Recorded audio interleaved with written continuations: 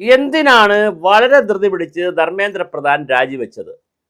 കൃത്യമാണ് ഉത്തരം. ചോദ്യവും കൃത്യമാണ്, ഉത്തരവും കൃത്യമാണ്. 2027 8 സംസ്ഥാനങ്ങളിലാണ് തെരഞ്ഞെടുപ്പ് വരുന്നത്. ഉത്തർപ്രദേശ് ഉൾപ്പെടെ പഞ്ചാബ്, ഉത്തർപ്രദേശ്, ഗോവ, ഹിമാചൽ പ്രദേശ് ഉൾപ്പെടെയുള്ള 8 സംസ്ഥാനങ്ങളിലാണ്, മണിപ്പൂർ ഉൾപ്പെടെ 8 സംസ്ഥാനങ്ങളിലാണ് 2027 പല പല മാസങ്ങളിലായിട്ട് തെരഞ്ഞെടുപ്പ് വരുന്നത്. ഫെബ്രുവരിയിൽ തുടങ്ങി. ഫെബ്രുവരിയിൽ എനിക്ക് മനസ്സിലാക്കുന്നിടത്ത് യു പിയിലും പഞ്ചാബിലും ഫെബ്രുവരിയാണ്. പിന്നെ അങ്ങോട്ട് പോയി കഴിഞ്ഞാൽ 8 മാസവും തെരഞ്ഞെടുപ്പാണ്. അല്ല, 8 സ്റ്റേറ്റുകളിലും തെരഞ്ഞെടുപ്പാണ്.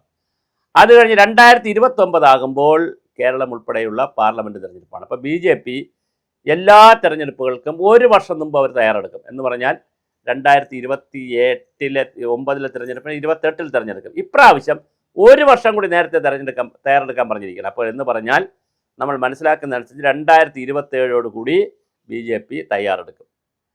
അപ്പം നാഷണൽ ലെവലിൽ അടുത്ത ഇലക്ഷന് ഇനിയിപ്പോൾ ഒന്നിച്ചാണോ ഇലക്ഷൻ എന്നറിയില്ല. സ്റ്റേറ്റുകളുടെ ഇലക്ഷനും രാജ്യത്തിൻ്റെ ഇലക്ഷനും 2029 ഒന്നിച്ച് നടക്കുമോ, വൺ കൺട്രി വൺ ഇലക്ഷൻ എന്നുള്ളത് നടക്കുമോ നമുക്കറിയില്ല.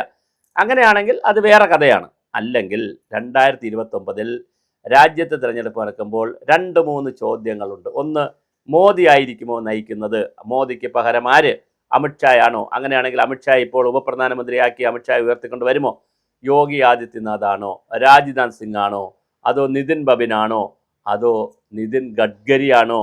അതുമല്ല, ഗുജറാത്ത് മുഖ്യമന്ത്രി നരേന്ദ്രമോദിയെ ഉയർത്തിക്കൊണ്ട് വന്നതുപോലെ മറ്റൊരു മോദി എവിടെയെങ്കിലും അണിയറയിൽ കുക്ക് ചെയ്യപ്പെടുന്നുണ്ടോ എന്നുള്ളതും പറയാനും പറ്റത്തില്ല. BJP ആണ് കക്ഷി. അവർ എന്തും ചെയ്യും ഇത്തരം കാര്യങ്ങളിൽ.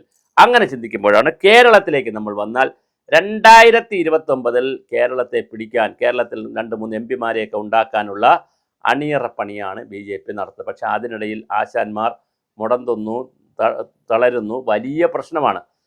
ഏറ്റവും വിശ്വസ്തനായി, രാജീവ് ചന്ദ്രശേഖറിൻ്റെ ഏറ്റവും വിശ്വസ്തനായി നിന്ന അനൂപ് ആൻ്റണിയെ യുവമോർച്ചയുടെ സ്ഥാനത്ത് നിന്ന്, ചുമതലയിൽ നിന്ന് മാറ്റി. വി മുരളീധരൻ്റെ കൂടെയുള്ള സുധീറിന് അതിൻ്റെ ചാർജ് കൊടുത്തു. സുധീർ മത്സരിച്ച ആളാണ്. സുധീറിന് അതിൻ്റെ ചാർജ് കൊടുത്തു. അപ്പോൾ അത് തന്നെ രാജീവ് ചന്ദ്രശേഖർ വലിയ പ്രതിരോധത്തിലേക്ക് പോകണം. അതുപോലെ തന്നെ സാമ്പത്തിക ക്രമക്കേടുകളെ സംബന്ധിച്ച് വലിയ ആക്ഷേപമാണ് രാജീവ് ചന്ദ്രശേഖറിൻ്റെ നേതൃത്വത്തിലുള്ള BJP കേട്ടുകൊണ്ടിരിക്കുന്നത്. അപ്പോൾ ഇതെല്ലാം കേൾക്കുമ്പോഴും തിരുവനന്തപുരം മണ്ഡലം, ആറ്റിങ്ങൽ മണ്ഡലം, ഇതൊക്കെ അവർ കോൺസെൻട്രേറ്റ് ചെയ്യുന്ന മണ്ഡലങ്ങളാണ്. കഴിഞ്ഞ പ്രാവശ്യം ആറ്റിങ്ങലിൽ വളരെ വലിയ മത്സരം കാഴ്ചവെച്ച ആളാണ് ശോഭാ സുരേന്ദ്രനും കാഴ്ചവെച്ചിരുന്നു നേരത്തെ. അത് കഴിഞ്ഞിട്ട് വി മുരളീധരനും വലിയ മത്സരം കാഴ്ചവെച്ചിരുന്നു. അതുകൊണ്ട് തന്നെ ആറ്റിങ്ങലിലേക്ക് വി മുരളീധരൻ മാറുമോ?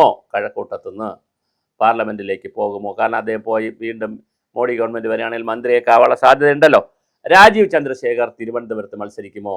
അതോ VV രാജേഷിനെ നാഷണൽ ലെവലിലേക്ക് ഉയർത്താൻ തിരുവനന്തപുരത്ത് MP ആയി മത്സരിക്കുമോ? കാര്യം രാജേഷ് ഇപ്പോൾ കോർപ്പറേഷനിൽ നിറപുത്തരി എന്നൊക്കെ പറഞ്ഞ് ഇങ്ങനെ നിൽക്കുന്നുണ്ട്. ഒരുപാട് കാര്യങ്ങൾ ചെയ്തില്ലെങ്കിലും കുറച്ച് കാര്യങ്ങളൊക്കെ ചെയ്ത് ഇന്നലെയും ഷർട്ടൊന്നും ഇടാതെ ഇങ്ങനെ പുത്തരിയൊക്കെ ആയിട്ട് ഇങ്ങനെ പുത്തരി കണ്ടം വഴിയൊക്കെ പോയി.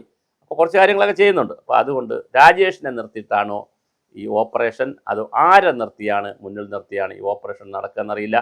എന്തായാലും വളരെ കൃത്യമായ ഒരു ഓപ്പറേഷൻ 2029 താമര കടന്നിട്ടുണ്ട്, BJP കടന്നിട്ടുണ്ട്.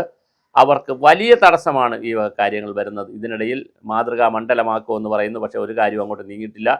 മാതൃകാ തലസ്ഥാനമാക്കും, അല്ലെങ്കിൽ മാതൃകാ നഗരമാക്കും തിരുവനന്തപുരത്തെ. ഇന്ത്യയിലെ ഏറ്റവും പ്രമുഖമായ 3 നഗരങ്ങളിൽ ഒന്നാക്കുമെന്നൊക്കെയാണ് പറഞ്ഞിരിക്കുന്നത്. പക്ഷേ ഇവിടെ ഇപ്പോൾ ഇതുവരെ മാലിന്യം വാരി കളയാനോ, പട്ടിയെ സമ്പൂർണ്ണമായി നായ പിടിക്കാനോ, വെള്ളം കൊടുക്കാനോ, കുടിവെള്ളം കൊടുക്കാനോ, കറണ്ട് കട്ട് ഇല്ലാതാക്കാനോ, കറണ്ട് കട്ട് അവരുടെ അല്ല, ഇലക്ട്രിസിറ്റി ബോർഡിൻ്റെയാണ്. അല്ല, ഞാൻ പറഞ്ഞ സമാന്തരമായി മറ്റ് പ്രോജക്റ്റുകൾ ആലോചിക്കാൻ, ഇപ്പോൾ സോളാർ പോലുള്ള ആൾട്ടർനേറ്റീവ് പ്രോജക്റ്റുകളൊക്കെ ആലോചിക്കാമല്ലോ കോർപ്പറേഷൻ. അങ്ങനെയൊന്നും ചിന്തിച്ച് കോർപ്പറേഷൻ മുന്നോട്ട് പോകുന്നില്ല. വേസ്റ്റ് മാനേജ്മെൻറ്റിലൊക്കെ ഇപ്പോഴും ഇരുട്ടിൽ തന്നെയാണ് തപ്പുന്നത്. ഇൻഡോർ മാതൃക വരും, അവിടെ നിന്ന് ഇൻഡോറിലെ മുനിസിപ്പൽ ചെയർമാൻ വരും എന്നൊക്കെ പറഞ്ഞാൽ അത് ആരെയും കണ്ടില്ല. നമ്മൾ നോക്കി ഇനി വന്നിട്ട് പോയാന്ന് അറിഞ്ഞൂടാ, ആരെയും കണ്ടില്ല.